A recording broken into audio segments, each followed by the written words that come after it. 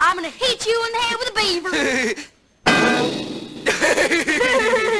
That's good. Yep. Nick.com was a special staple of Nickelodeon, especially in 2004. Sure, it was around for a while, with some awesome Avatar games, SpongeBob games, even Tak and the Power of Juju was thrown in somewhere there. All I remember was coming home from a nice elementary or middle school day and sitting on my desktop, the only one in my house, because, computers were so expensive back then, and taking turns with my brother on a 30-minute internet binge. Of course, who's gonna go to anything beside Nick.com? They have the best games featuring the best shows. And looking back, I forgot how much of a gem this was. It was like a secret gold mine of the best games. At first, I didn't think it had anything to do with the 2004 video time capsule I've been making, but then I'm like, whoa, that's because this is the whole video. Like, this is exactly what we spent our time with on Nickelodeon at this age. Whether you played the Fairly Odd Parents games, the Hey Arnold games, they actually had games for shows that really never got games. And that was the best part. As a kid, this was, incredible. And now, seeing it as lost media, it's definitely kind of a gold mine. So I definitely wanted to go over some of the highlights I noticed in some of these old games I found online. What's up, everybody? It's Johnny2000, covering 2000s media, movies, TV, content, and so much more. And today, we're jumping in to some lost media. I decided to go through the archives I found online from Nickelodeon 2004, and I'm essentially going to list every game that went on that year. I feel like when YouTubers say every, they're super open to criticism, because obviously all the comments are gonna be like, oh, well, you forgot this, you forgot this. I'm gonna skip the boring ones, guys. Sorry. But if you're down for the X's, The Amanda Show, Zoey 101, these obscure TV show games that just got lost forever, you've come to the right place. I'm going to start from most popular and then kind of go off to the most obscure ones. So without further ado, let's see the highlights of Nick.com 2004, starting with SpongeBob.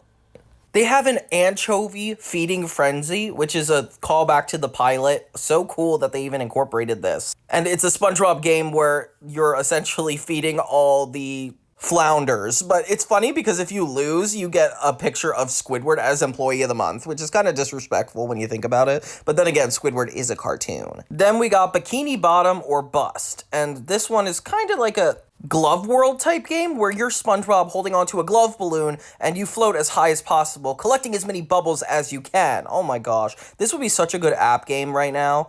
I wonder if kids at this age that play Krusty Cook-Off or all these boring Nickelodeon games are actually going to be nostalgic for them in a couple of years. That thought intrigues me. And they have a category for everything and an episode for everything. They even have Miss Puff's Boating School, which is a simulator of first-person driving as SpongeBob and Mrs. Puff. And SpongeBob has the cowboy hat on, so it's directly referencing the episode where SpongeBob goes haywire on the road.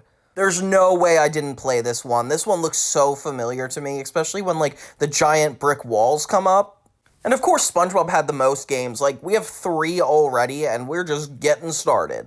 They even had a BC Bowling SpongeBob game with SpongeBob BC Special, the one that was in complete silence. Ugh, I think it was called. And you get to bowl like SpongeBob in prehistoric times. Patrick is the one who keeps score, which is kind of cute. But you bowl through jellyfish and you knock down the pins. Not so much to say about this one.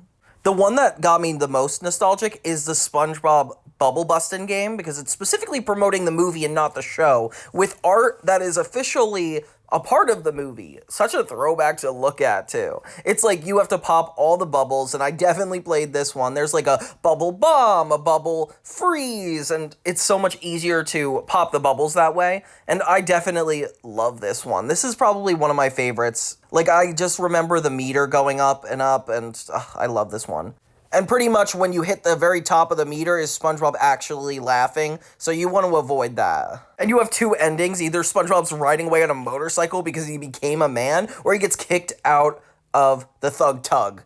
This game actually seems a lot older. It's called Bubblegram, and it's essentially blowing a really interesting bubble from SpongeBob to Squidward's house. But it's more interesting because the art is taking from Steven Hillenburg's original drawing of SpongeBob, like from the pitch pages. It's so cool to think that they even reused this, and I didn't even notice. They have another game called Bumper Subs, where you can actually play as Sandy, Mr. Krabs, Squidward, and it's in a submarine-like setup with an extremely tiny camera to look through. And I don't know, this one's kind of eh. And you'd be nothing without those basic coloring games where you could take a picture of a Nickelodeon character and just choose what color you want their image to be.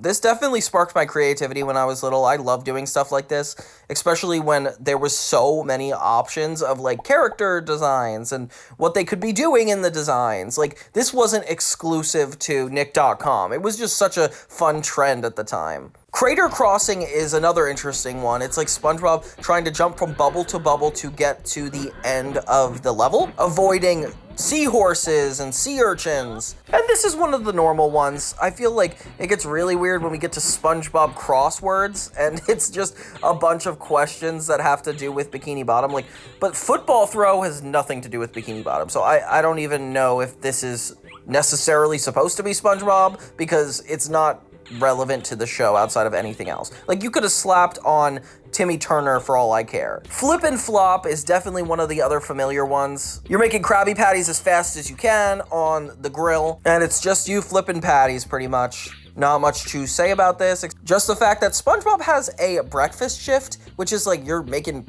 burgers for breakfast. I don't know who's coming to order these. I guess they don't eat anything else in the SpongeBob universe, but I could be wrong. This one reeks as being the oldest game ever, I swear, because it looks more 16 and 8-bit than anything else.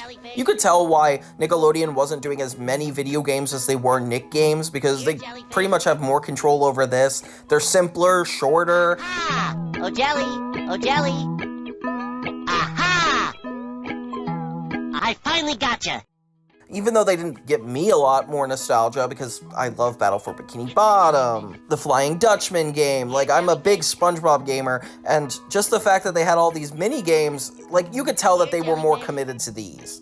And were they wrong? Do you guys remember playing this one? Because there's no way you didn't. Oh, they also had a SpongeBob and Sandy karate contest, which is kind of cool. We got to see both of their houses back to back as they fought in karate. The most off-kilter one, though, is called SpongeBob in the Ruin for the Krusty Krab. And it's just SpongeBob jumping over jellyfish and poles. Kind of like a short relay race, but if they had no actual elements of SpongeBob that were unique to it, like the jellyfish don't even look like SpongeBob jellyfish. And I don't even want to talk about how awkward the angle is on SpongeBob. Like, what is this perspective? It must have been so early in the series. Oh, this is definitely one of the coolest ones, SpongeBob's Pizza Toss. So this one, you're actually driving through Bikini Bottom, tossing pizzas, delivering, because that pizza delivery episode was iconic. And there's even a little timer with a boat steering wheel on the right. Like, I love this one. I remember one day coming home from school and seeing, like, this one as, like, a new one and thinking that it was the most fun I've probably had on a SpongeBob Nick game. God, as if these haven't been enough, there's even more games that I just, oh my gosh, guys. So there's a SpongeBob shuffleboard game. You pretty much shuffle jellyfish down the line, and I think this is a really cute setup, but it's not that interesting. I don't know why it's so different from the bowling one. I mean, the fact you could play as Sandy, maybe that's a thing. Oh, and I forgot that they have one of those slider games where you could move different tiles to make a picture work. Yeah, they had these really basic games that any network could have done, which is like, of course you'll do them because you want to get people on your website. SpongeBob's pretty iconic, but I don't have a lot of nostalgia for these because of how many networks did it at once. I've looked all over the pineapple for Gary and I can't find him anywhere! Oh, there's a game called Trail of the Snail, which at this point it feels like they had a game for every episode because they have the Have You Seen the Snail picture in the background, which is the episode title. And this one I actually played a lot. There was a lot more intricacies to this one. Like, you got a whole Bikini Bottom map, and you would go to different places with a paddle ball, seeing all these characters. And you have to pretty much kill everybody except for the main character, which I don't know what this is teaching kids, but it taught me to hate people. But you can't argue with me that this isn't such a cute game. Like, all the locations in Bikini Bottom that you never really get to see. Like, I don't know what Martha's Craft Zone is, but I wish we could see it. And when you finally get Gary, it says, makes life worth living. And that's a really dark statement to make, SpongeBob. I can't believe they took it that existentially. Oh, they have Sponge Seek, which is a hide-and-seek type game. But like Battleship. You get a bunch of sponge tiles and you have to hide them within the board and you get to play with a computer guessing where theirs are. And this is a lot of fun. I really like board games like this. I miss stuff. But yeah, by far, SpongeBob had the most games on Nick.com, especially in 2004. And the fact that this was so early is insane to me because it's like, how many more games of SpongeBob are they going to add? How many games of SpongeBob need to exist? I mean, I love the console games. Shout out to the Cosmic Shake, one of the newest SpongeBob games to even come out and be incredible. Yeah, I'm big nostalgia for the SpongeBob movie game, Battle for Bikini Bottom, and this is like a nice little throwback. I didn't realize how accurate they could be to the show, but it definitely holds its little place in time. Oh, we got a couple of Catscratch games, but they're a little bit more lazy. I mean, this show didn't last super long, so I'm not like dramatically surprised they don't have a lot. There's just like one puzzle game where you get the characters and you have to match up the puzzles, which is probably the easiest game they could have created. I don't know why they had to do this. And then a racing game with the 3 Catscratch characters in a giant vehicle racing some punk teenagers, as we all did. And they also have a word search. So yeah, the Catscratch games are definitely not as fun as I remembered. I don't think I remember playing any of them, so I guess that's good. Hey Arnold actually had a great deal at this point because, you know, they were like toward the end of their series, so they had a long enough run that they had enough ideas for it. Like they had the great Ardolini's Magic game. Sorry, that's so hard to pronounce.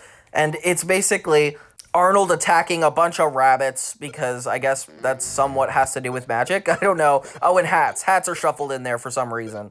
They even have the created by Craig Barlett thing at the beginning of one of the games, which I didn't realize they credited the creators in some of these. Kind of random, but okay. Something that they had that none of the other shows had was a living comic book, which is kind of cool. It's like different moments from the show played out in a scene. One in particular is like them all eating a bunch of cereal. It's a cool technology thing. Of course, they have another coloring book, which to me is kind of basic. Don't want to see all that. But the living comic book stuff is definitely the highlight for this whole thing. Like, they had a couple of them, and SpongeBob didn't do this, so it was nice that it was, like, unique to that. They also have, like, a Frogger-like game where you're going through town as a turtle, and you're jumping through the highway, which is funny, because, you know, Arnold had that pet turtle, which was really cute. Another matching game, which is just so annoying because it's like all the shows did this. It feels like Hey Arnold invented the point and click game because this is the one where you could actually play out scenarios like you and Gerald are going through town talking to girls, and it's like, why did we have to create this, guys? They had a bunch more puzzle games, like you could play as a pig, you could play as a ship. It's like, there's just so much going on. There's one where you're climbing the sewer ladders, which is really cool. I think this one is the most interesting, and I remember playing it when I was little. Like, basically, you're climbing up this never-ending ladder as Hey Arnold, and you're trying to get to the top. Some construction workers, I guess, have beef for you. I don't remember that episode. But you just keep going till you get to the top. Not that interesting. So yeah, the Hey Arnold games, very mundane, very boring, but still cool. There was a couple sets of games that actually went across all boards, like they had Nick.com Blockade, and it was Fairly OddParents, SpongeBob, and Jimmy Neutron, in which you could actually play in any of those 3 shows, and it would be a similar game. Like SpongeBob would have seashells, Jimmy Neutron had atoms, which kind of made it feel like an educational game, whatever, and Timmy Turner had crowns. They also, across the board, had checkers, so they had like Jimmy Neutron checkers with him and Carl. Fairly OddParents had Timmy and Vicky, but you could also be AJ, which is kind of random. And SpongeBob had him and Patrick. But with the games of Jimmy Neutron, there is a lot more that meets the eye. I'm not sure if you guys saw my Jimmy Neutron retrospectives, but when you go to the first season, they had like 5 episodes that were more like demo episodes, more pilots, to see if the show would work outside of the movie. Like, this was way prior to even that. They had a bunch of shorts that actually showed off the characters, the situation, and the place they lived in Retroville. They had a couple 5-minute segments, and they made a game for every 5-minute segment based off that exact title. Isn't that insane?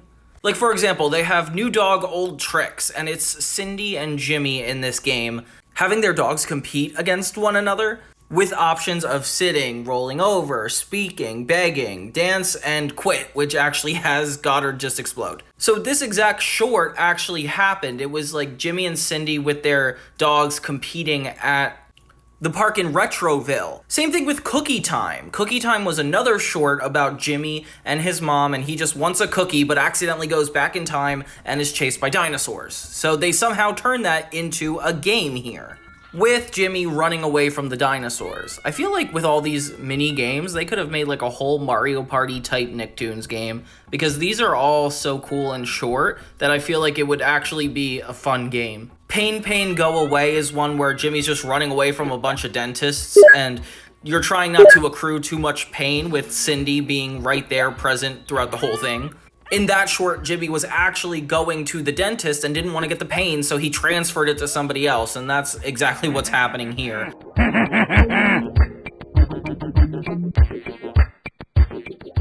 Then they have Carl Squared, where Carl accidentally clones himself multiple times. They turn that into a game where you just have to kill a bunch of copy Carls. Not much to say about that one. I just know that this is the short that was like more of a comedy bit with just Carl tripling himself. C- is also one where Jimmy accidentally sets Retroville underwater completely, and that's kind of how the episode ends, which is funny. And yeah, here it's just like a simulator where you're trying to get away from a giant fish with Goddard underwater. And it's clear that they didn't really know what Jimmy Neutron was going to be quite yet, because there's no Sheen character in any of these video games. And what's even stranger is that they're all based off almost the exact episodes that they were. Probably because Nicktoons bought Jimmy Neutron, had access to these early episodes, but didn't really have anything to do with them after the movie came out and the show came out. It's like, why would you just keep playing the demos? But they turned it into these games. Because I'm sure they had like the copyright over them, it would have been a great idea to just make use of these titles, which I think is so funny. I wonder if anybody has experiences with these online games more than they do with the actual episodes. Like, I wouldn't be surprised. And speaking of Sheen not being here, it's really weird because there's a game called Ultra Lord versus the Squirrels, and that actually wasn't based off any episode, and it's like a Pac-Man with Jimmy in the middle of it. And it's like you're collecting all these acorns trying to avoid the squirrels, which I don't know why that's a mainstay for the Jimmy Neutron franchise, the squirrels, but whatever. Hypercorn, I couldn't really find a lot of footage of, but there is an episode about it, so I just had to mention it. Oh, and Lightspeed Liftoff. So this is just Jimmy running through his town, trying to dodge obstacles, which is a lot of these Nickelodeon online games. This one is also not based off of any prior episode, but it's still cool to see the origins of this before they decided the entire world. Like, they completely figured it out when they got to Backyard Smash Ball, and even though Sheen wasn't involved, they had the Adventures of Jimmy Neutron Boy Genius logo there, so it was guaranteed not to be before the movie. They even have the Yokians be the baseball players, and it looks really crisp, like high definition crisp. It's like Mario baseball level crispality. And you could even see Jimmy's full backyard as well as his school in the background, which is the most of this show I've ever seen. And of course we can't forget the basic puzzle word search game that just has random things based on the Jimmy property. All around, the Jimmy Neutron games are definitely some of the coolest because of the CGI animation, the references to just Carl and Goddard as the only main characters. Like, it is definitely a nice piece of time to look back on. Then we got the Fairly Odd Parents, which I gotta admit, I'm kind of disappointed by. We start with a coloring game, which is just as basic as every other coloring game with Timmy, Cosmo, Wanda, yeah, whatever. It gets really interesting when we see the cyberspace chase, which is almost an exact replica to Information Stupor Highway, one of the bigger, earlier Fairly Odd Parents episode. And it looks exactly like it did in the episode, which is kind of cool. It's like him going through the internet void, which is more relevant today than ever. You get like a firewall, you get The love letters to Trixie. It's like pretty meta that you get to experience all this. When you die, you just like kind of evaporate in the software. I don't know. I never got to play this one growing up, but this looks so cool. Not as intricate as the Jimmy Neutron's one, but Big Superhero Wish was also a 2-part episode about Timmy bringing the Crimson Chin's arch enemies to life, and some of them are based off of Timmy's real life, and it's actually one of the more complicated games on Nick.com. Like, you get to see all the characters.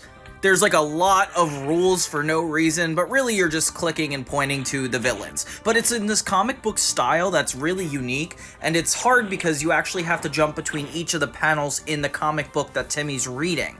I'm just a big fan of the art style here. I feel like this is so clever, and we actually get a lot of really exciting gameplay. Like, this could have been a really good Game Boy Advance game, and nobody would have batted an eye. And even cutscenes in this tell such a good story. Like, I can't believe how much this is. Then we got Power Surge, which is actually from an exact episode as well. Even though it was like the Information Superhighway one, this was also like a cutaway of Timmy getting killed pretty quickly, but all around a better game than even Danny Phantom looks like. Who remembers this reference? Because I find this so cool. And when he dies, he just kind of like freezes on a screen that says, at this rate, Timmy will never escape, which honestly is kind of existential for me, so I had to move on from this one. Rhythm Revolution actually incorporates the Pixies, so this was a lot further in the development of Fairly OddParents than I could have remembered. HP and Samson are in it, and it has a lot of catchy tunes from the School's Out musical, which I don't think came yet. I can't remember off the top of my head, but it's just you catching pixies, and it's a really cool nod to the Fairly OddParents universe. Another really exciting one that actually reminds me of like Webkins or something is Sugar Rush, where you're running throughout Timmy's house. Probably the most I've seen of Timmy's house throughout the entire show, and it's kind of gorgeous. I love all of the style of Butch Hartman in this little runaround universe. Like, this is also something I think could have been a Game Boy game. Not much to it, you just collect candy and run away from Vicky, but it's really cool in how you do it. They have more than just the main room, and a lot of fairies pop up throughout it, which is fun. And yeah, Timmy Turner is certainly not as much as Jimmy Neutron. I feel like being a show about magic godparents, like you could have done so much more, but maybe they were focused on the development of actual full-length games at this time. Who knows? Then we jump to Rocket Power, which of course starts off with a match game. How could you resist, Nickelodeon? And of course a Rocket Power race. I mean, this show was the most intuitive to make a game after. I don't know why this is so hard for them. I do like this one. The graphics look pretty good for what it is. They're really good at having ones based off the characters, like they have Squid's slap shot, but it's kind of like a goalie game blocking the puck from getting past Squid. Not super fun after a while. Motorbike Madness, though, is definitely its bread and butter. It reminds me of this plug-and-play game I used to put to my TV, but it's a lot fun with the IP of Rocket Power. More coloring, and it's not getting any more interesting to me. And a slider. Okay, I get it. The top-down view of the skating one is also really fun. You're essentially dodging obstacles in your way as you're racing down the street, which kind of reminds me a lot of Temple Run. Oh my god, remember Temple Run? That was crazy. There's a really awkwardly animated one where you're actually riding a wave, and you get to pick any character you want, which is kind of the highlight of that game. Otherwise, it just feels like weird slideshows of a wave. They also have Twister Vision, which is kind of like a make-your-own-movie type thing back from the early 2000s. You pick a character, your scenario, and it's just fun from there, I guess. My Life as a Teenage Robot is pretty underutilized. Like, we have a Hangman game, which actually has Jenny get more burnt by the rain the more that you get it wrong. But hey, I always loved Hangman, so this one is actually kind of cool. They have a personality quiz, which is actually pretty fun. Like, you can actually see which robot you are, although you'll see some more personality quizzes like this later. It's not super interesting. I feel like these were geared toward the girls, because they were the ones that liked the personality tests growing up. I mean, I was one of them, but you know what I mean.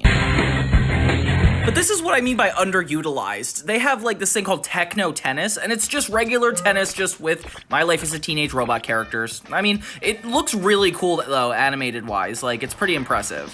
They have a word search, of course, and it's only cute for its animations around it. What can I say? Oh, they have a Rugrats Go Wild game, which is kind of interesting. They have a bunch of Rugrats Go Wild games, actually. One is where you're underwater and actually defeating a bunch of fish as the Babies. Another one is actually from Rugrats in Paris, which is just a coloring book game. And another one where you're throwing baby food at monkeys, which is really cute. It reminds me of the first movie. Oh, and another first movie game where you get to actually take care of baby Dill. And this was like his first appearance because he hasn't been introduced until this season. But it's cool thinking about all the movie tie-ins. Like, I like that. They also have Escape from Ooey Gooey World, which is another Rugrats and Parrots reference. Them actually driving through a canal through this ooey gooey world and trying to pop bubbles. I don't really know what the point of it is. Oh, and Chucky's jumping over a giant barrel. Kind of reminds me of Donkey Kong and Mario from Rugrats Go Wild again.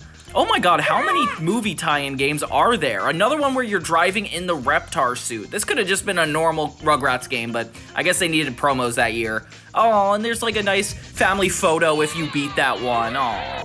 Oh, there actually is some based on the show, I forgot. Like, one is you going through a bunch of giant elevators all throughout the mall in the show, and you get further and further along the more you get past the security guards. If you're caught, they actually take you, which I don't think that would happen in real life, but you know what I mean. There's a game that's kind of like about sumo wrestling, which doesn't feel relevant, except for the fact that it's the babies running the game. I don't know, sumo wrestlers dancing.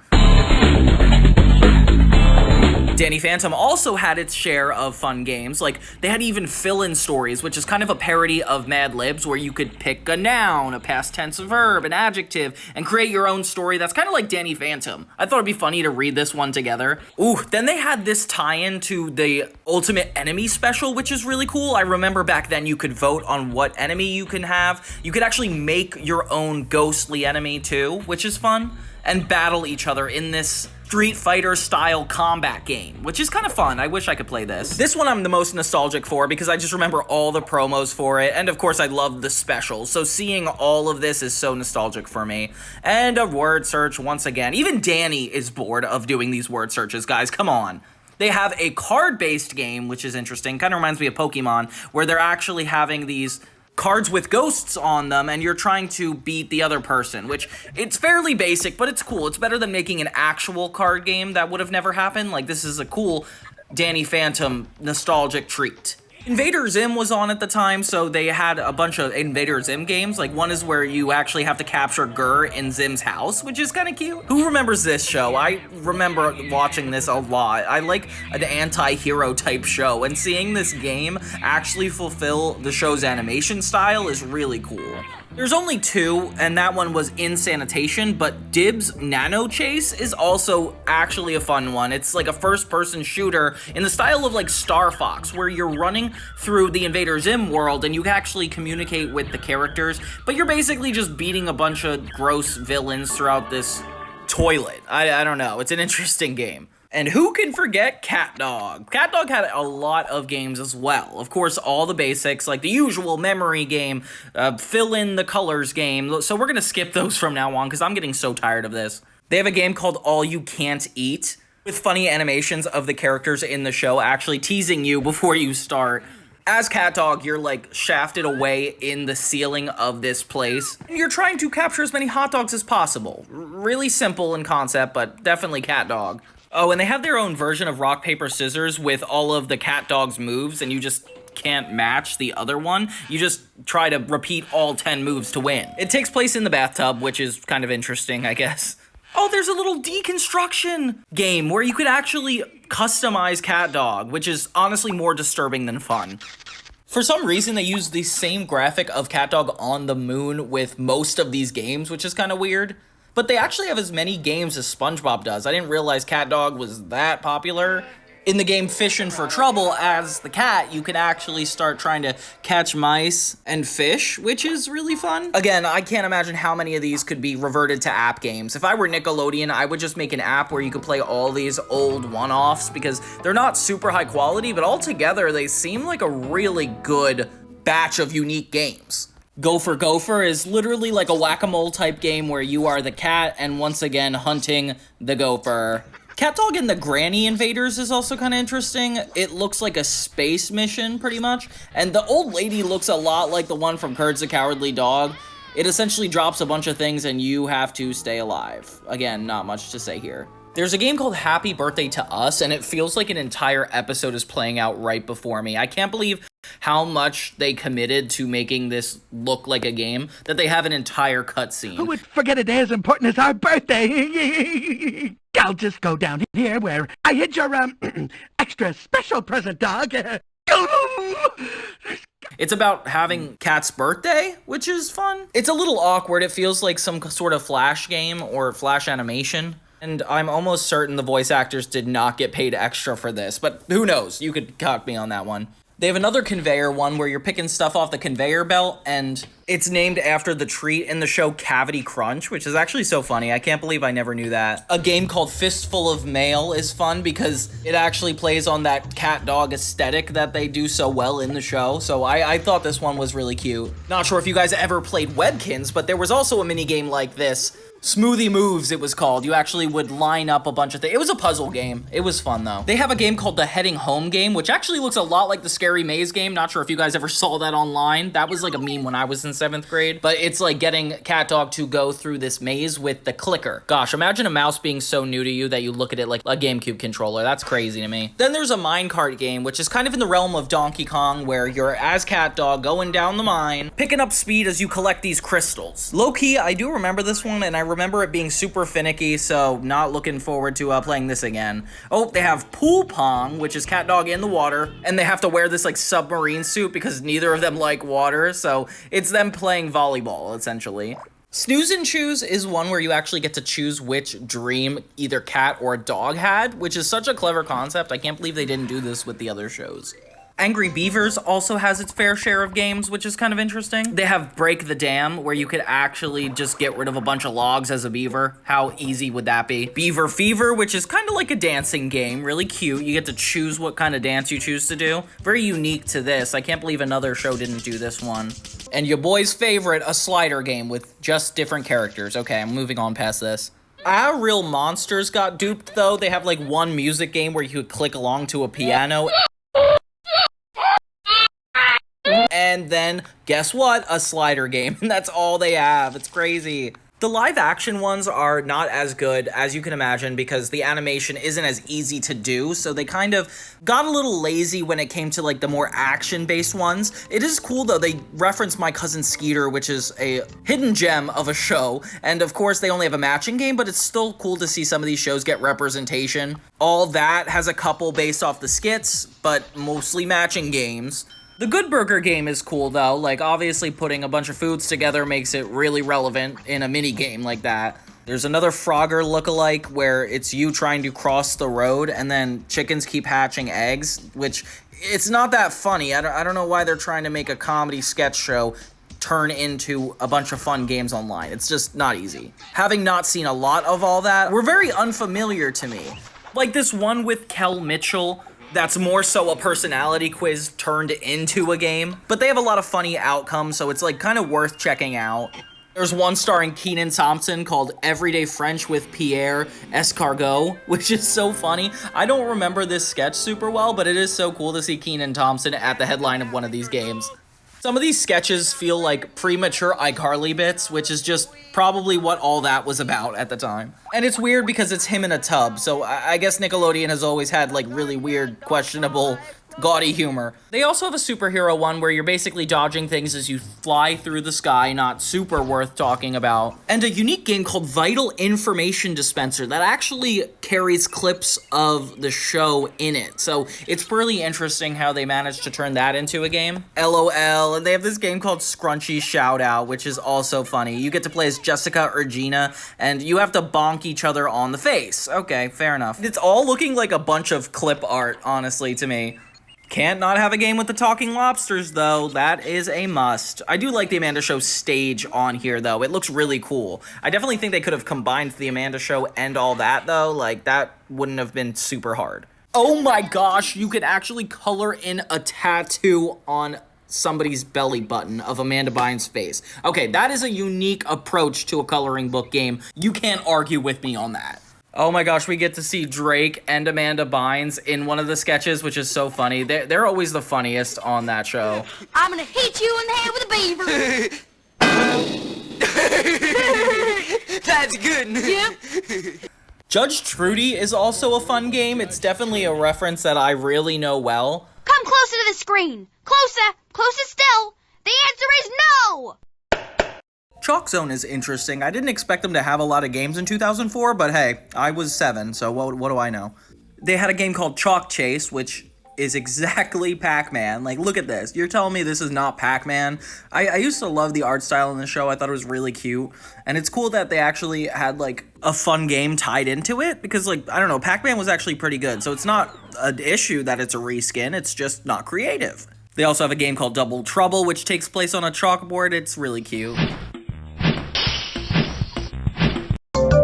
Of course, then we got some Wild Thornberries, because that was pretty prominent at the time. In addition to the Rugrats Go Wild special, it was still airing. In the game Path Through the Jungle, you can actually use a boomerang to break a bunch of bushes, which is kind of random. I mean, the whole concept is this girl can talk to animals, and we're just gonna use a boomerang against bush. I don't know. I don't think it's necessary. Oh, and then we get a ride-along type game with the RV, the infamous RV from the show and the movie. And this one seems pretty low effort. Eliza's Maze Craze. It's just another one of those move the mouses around and guide the thing out of the maze type thing. I don't think it's that necessary. I don't know why we are obsessed with it at that age. The most unique one reminds me of like a Mario Party minigame. It's basically, as Eliza, you get to jump from vine to vine, which feels like the most natural for this show. And then we got a Donnie exclusive game, Donnie's Super Fly game, which is just you catching flies with Donnie's tongue. Oh my gosh, it teaches you a lot about these characters, doesn't it? So Avatar: The Last Airbender had one specific game that actually was good. Most of it was like memory and stuff, but this is the one I actually played a lot of. Fortress Fight. It's basically you get to choose between the Fire Nation, the Earth Nation, and the Water Nation, and you're just throwing bombs at one another. I guess it's like a pro-war commentary type game? More so in the style of Angry Birds, though. I wish they revived this one. This is probably one of my favorite Nick games online. Like, if there was any game I played a lot, it was this one. There were some more, but I genuinely couldn't find a lot of them. Oh, and who could forget the Zoey 101 fill-ins? Yeah, they had the thing that they did with Danny Phantom, but you actually got to fill out your own Zoey 101 story, which makes sense because it was a comedy. That makes a lot of sense, I guess. They had Zoey 101 Hangman, which is only exclusive to Zoey 101 and My Life as a Teenage Robot. Okay. And then another personality quiz game, which is definitely relevant. And look at this image from the word search game. Like, this doesn't even look like Jamie Lynn Spears. It's crazy. And of course, if we're talking about Zoey 101, we gotta be talking about Drake and Josh, which essentially had the same stuff. They had a Drake and Josh personality quiz, which is kind of funny because, of course, like, if you're a teenager, you might not be as into games. And some of the questions are just so random, I guess. But you could tell which brother it's kind of pertaining to, especially having known Drake and Josh for so long. It's so trippy seeing a live-action sitcom have games based off of it. It's just so crazy. Like, you answer the phone and it's a girl from school, what do you do? And one is turn on the charm and you're a pro at chatting up the chicks. And the other one is wishing it was your grandma. You're much more comfortable talking to her than girls your own age. Like, what a specific response. Is that not like an acting exercise? I feel like personality quizzes were such a big thing at the time. It's so funny to look back and see that. And of course they have a word search, which is the most boring, but I guess every TV show had to have one. Then that show about the Spy Family, I think it was called The X's, had a few games, but I don't want to go over all of them. They had one game called Rapid Recall, which is you actually choosing one of the characters on a repeat pattern. Not that fun. But they had like a 2D platformer where you're as the dad running around, which could have very much well have been a Game Boy Advance game, but whatever. And a word search. Ugh, never get tired of those. So yeah, that was every game I could find in Nick 2004. But what a fun experience that was. Do you guys like doing this lost media type stuff? Because I found a lot of fun stuff, and I would not mind doing a lot more. If anything, I found some magazines, a lot more stuff I could go through. If you haven't already, please don't forget to support my retrospectives. I've done Drake and Josh, Zoey 101, and I'm doing Grim Adventures of Billy and Mandy, Ed, Edd and Eddy. I've just got a lot in the pipeline that I'm so excited to share with you guys. So make sure to like, subscribe, tell your friends about Johnny 2000, and let's start a bakery together. Why not, right? But yeah, Lost Media, super fun. Nick.com, a lot of memories. Is there any more points you guys would like to make? No? Okay. That was a fun video. So until next time, everybody, keep your 2000s nostalgia running. Sorry, I just tried that. I don't know what that means. Okay, have a good day, guys.